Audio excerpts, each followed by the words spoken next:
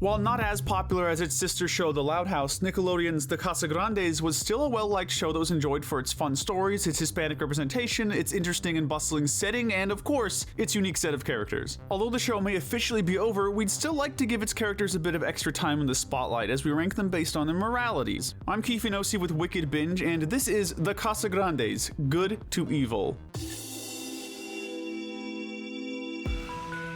Just as a quick aside, shows like The Casagrandes have quite a few minor and bit characters that, while fun for an episode or two, they don't really have much about them to discuss, so save for a couple of exceptions, we're mainly going to be sticking to the core characters of the show. As always, we're going to be starting with our most pure-hearted and heroic characters. These characters are the good. Starting off with our gold medal of good, we're giving it to Arturo. He's Bobby and Ronnie Ann's father who lived in Peru as a doctor following his divorce with Maria. Although he and his ex-wife separated, the two are very clearly shown to be on good terms, getting along just fine, if a bit awkwardly at times, and not bringing any real conflict into their kids' lives. Speaking of which, Arturo is also shown to be very involved in his kids' lives, trying to give them advice or support when they have problems, and spending even more time with them once he eventually moves to Great Lake City. And I don't want you hanging out behind fish markets. He shows them a great time when he first arrives, but the show doesn't make him out to be that just fun dad, allowing him to still be a good and responsible parent. He also seems to be very good with kids and even animals in general, which tracks with him being a doctor and all. With no real flaws nor problematic moments to speak of, we just had to give Arturo our top spot. Our silver medal of goodness is, funnily enough, going to the second oldest child of the Casagrande family, CJ. He's a kind 13-year-old who loves playing pirates and superheroes. Although some may see him as immature because of his playful attitude or somewhat childish interests, CJ's actually shown being fairly mature as well as nice and friendly to almost everyone. CJ also has a toy hammer that he uses to both fix broken objects and solve problems, like distracting Rosa while Ronnie Ann and Sid scare off apartment customers. As for any so-called worst moments, he can sometimes struggle with keeping secrets, possibly due to his own Down syndrome. Mom said so. It's a secret. He also sometimes goes along with Carl's schemes, like pranking their big sister whenever she's babysitting. But hey, he is just a 13-year-old after all, and if this is as far as his teenage rebellion goes, we'd say he's still in a good place, and is a really good kid in general. Moving on to our bronze medal of good, we're giving it to Ronnie Ann and Bobby's mother, Maria. She's both a single mother and a hardworking nurse who tries to do her best for her children, all while caring for the patients she takes care of. You won't believe what we found in a patient's stomach. Maria is actually the one who kicked off her family's move to the big city in the first place, not wanting her kids to be home alone so much while she's at work. We should note, though, that Maria was willing to listen to her daughter's concerns regarding this move and promised that she wouldn't force her into doing something that was uncomfortable for her or Bobby. When it comes to being a mother, she's kind, patient, and tries to spend time with her kids as much as possible, even when it doesn't work out. She's not perfect, however, as she was shown being a bit clingy with Bobby when she thought that he was going to start spending the holidays with his girlfriend's family. She also has a tendency to sometimes argue or tease her brother Carlos, though considering both this show and its sister show, a bit of sibling rivalry isn't really anything new. Moving on, we're ranking Carlota next. While she's very much the fashionable girly girl, Carlota is far from shallow. In fact, save for not having as many ditzy moments, she's right up there with Lenny in terms of extremely nice big sister characters from this show's universe with a strong sense for fashion, clothes, and especially makeup. Speaking of which, Carlota's been shown to donate the clothes she no longer wears, making her seem like a pretty charitable person. Additionally, even when her brothers prank her, she still tries to be kind towards them. For the most part, she's friendly and usually well-meaning. Though she briefly made some insulting comments about her cousin, Ronnie Ann's outfit on one occasion, this was only because she thought that Ronnie Ann was wanting to give herself a makeover.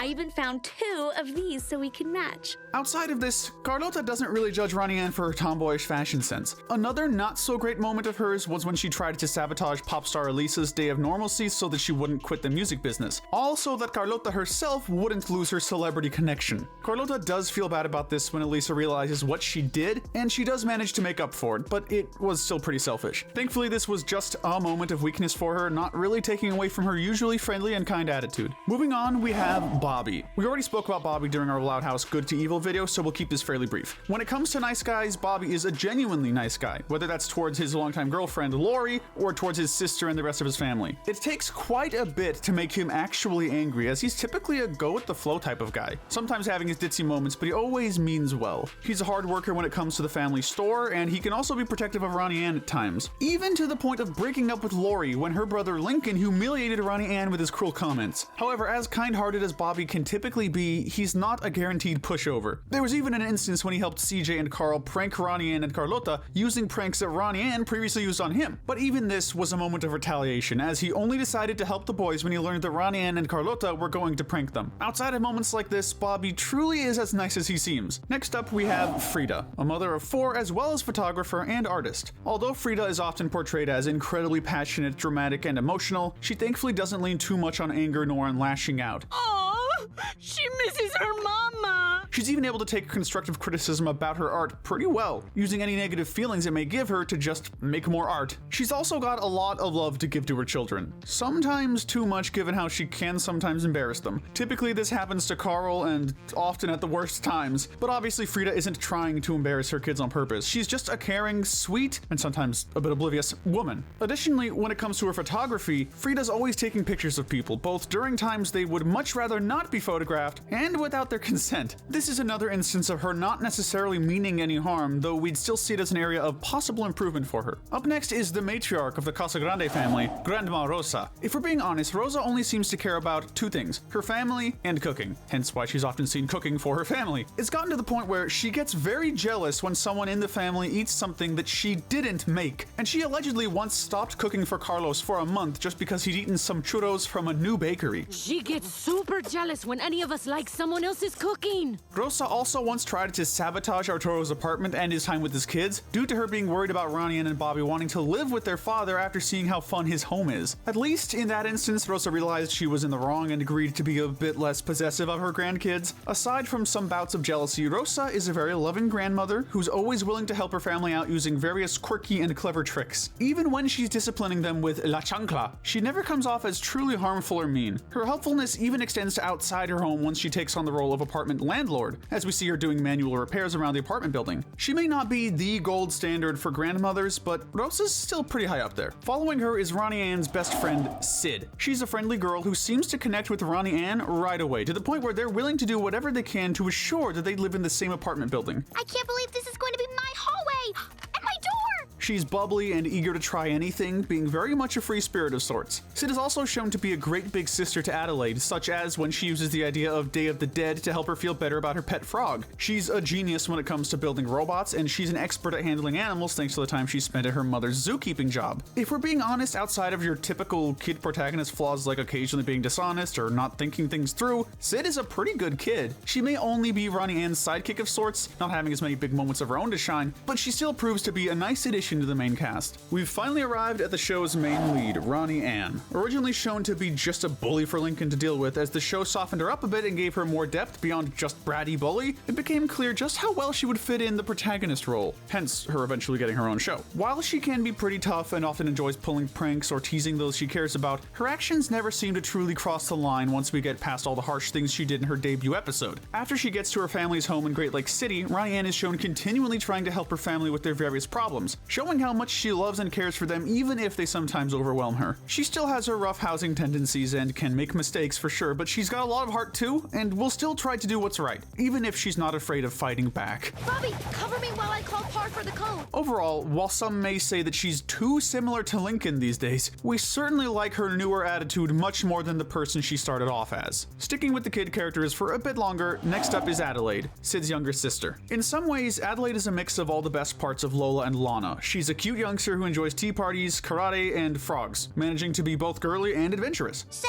nice of you to join us for tea in the garden. Though normally upbeat and positive, she's still just a 6-year-old, meaning she can sometimes be annoying, embarrassing, or overly emotional. This isn't nearly enough to make her seem like a brat, however. In fact, she's one of the few characters who are willing to be friends with Carl, and she even forgives him when he briefly fakes their friendship in order to be invited into her dad's conductor's cabin. If that doesn't tell you how open-minded and friendly she can be, we aren't sure what will. Nearing the end of this tier, next is Lalo. Like most animated dog characters, he's as friendly and loving as can be, often charging into both guests and family alike, always ready to give plenty of licks and cuddles. Outside of being just a bit overeager when it comes to affection, Lalo is actually very well behaved. He's playful and incredibly loyal, often going along with the kids' various plans. On the rare occasion that Lalo does show aggression, it's usually due to fear or disgust, such as when he tries to attack a drone disguised as Sergio, or in What's Love Got to Do With It, when he attacked Bobby, who he thought was a cat, an animal that Lalo is afraid of. He's also a bit greedy when it comes to human food, but given how much his family tends to feed feed him from their plates, we can't necessarily blame him. Finishing off the good tier is the youngest member of the Casagrande family, Carlitos. Unlike Lily Loud, who can be just as mischievous as her siblings, Carlitos really doesn't get a lot of moments where he gets into trouble, nor does he get a lot of starring moments to himself at all. He's just a happy and curious one-year-old who loves imitating others, especially his family. Of course, imitation means that he sometimes follows his brother's leads when it comes to pranking their big sister, but outside of these moments, he spends most of his time playing with the Casagrande pets or keeping himself entertained. Moving on, it's now time to talk about the characters that lie somewhere in between good and evil. Welcome to the gray area. First up, we have the grandfather of the Casagrande family, Hector. Although a loving family man who used the profits from his store to pay for Carlos and Maria's college education, these days he can sometimes lean on the cheapskate side of things. I paid for your college. It doesn't reach Mr. Krabs' levels of greed, thankfully, but Hector still has his moments of focusing a bit too much on money. He also tends to spread gossip, especially when he's talking to his customers at his store, considering gossip to be more reputable than actual newspapers. Thankfully, when it comes to his store, Hector isn't willing to cut too many corners. While he may focus on making money, he still runs his bodega honestly enough to build a rapport with his customers. Additionally, he's willing to apologize and make it up to his family whenever he makes a mistake or when he goes too far with his cheapskate tendencies or his overprotectiveness, and he's often seen being just as focused on helping his family out as his wife is. Next up is, coincidentally enough, one of the bodega's best customers, Vito Filipponio. As the neighborhood's resident Italian, some people may get some Godfather vibes from him, especially with the implication that he has a shady past that he doesn't want anyone to know about. As for how he is in the present day, it can sometimes vary. While he may be a regular at the bodega, he isn't quite loyal enough to resist shopping at the new High and Buy store when it opens, though he does apologize for his betrayal. He also tries to help out with the cooking when he briefly moves in with the Casagrandes in the episode New Roomie. However, this leads to another flaw in his character, in that he has a deceptive side to him. In that same episode, we learned that he lied about his apartment being unavailable as an excuse for sharing an apartment with the Casagrandes. It's time for me to go home and... All because he was feeling lonely. And in Dial M for Murder, he steals a hot dog cart to try to prevent Bruno the hot dog salesman from leaving. So maybe his shadiness isn't completely in the past, but at the very least, Vito still tries to be a decent friend to Hector and his family. Nearly wrapping up the Casagrande family is Carl. He's both the most annoying and the greediest of the Casagrande siblings, being seen as a troublemaker who's frequently known to do things like mess with his sister's cosmetics, tamper with report cards and documents, and even use his chess playing skills to manipulate people. Bonita chiquita!